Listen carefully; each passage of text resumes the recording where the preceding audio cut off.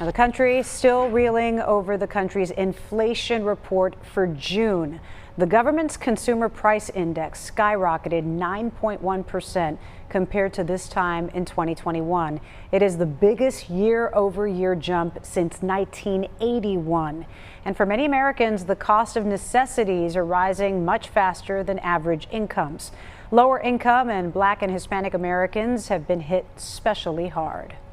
WXI 12's Louis Tran talked with an expert who says the Federal Reserve is trying to address this by raising its interest rates and how there's a possible danger with that as well. He joins us live in the studio now to explain there's just no easy fix, Louis.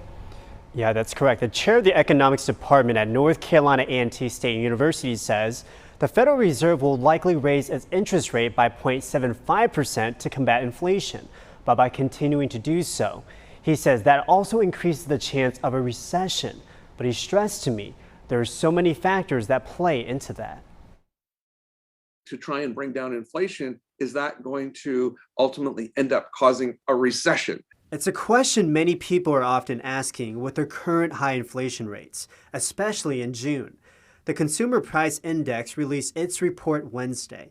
Inflation in June now stands at 9.1%. The inflation rate jumped 1.3%, an increase from the 1% in May. It's the fastest pace in 40 years.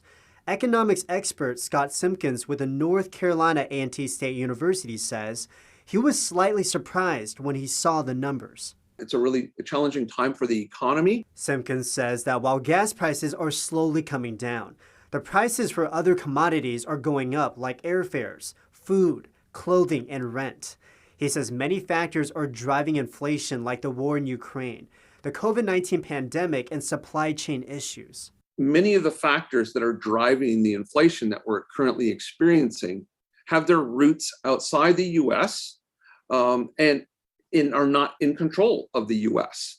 So it makes it very difficult for the people who are driving economic policy, whether it's in Congress, whether it's the president, whether it's the Federal Reserve. But for the Federal Reserve, Simpkins tells me that he believes it will continue to raise interest rates to combat the inflation.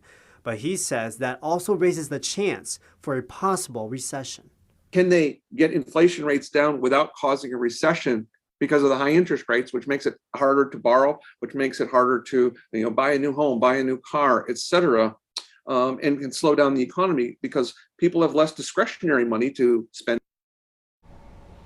Simpkins tells me that while gas prices are going down, the impact it will have on inflation will be shown in the next index report.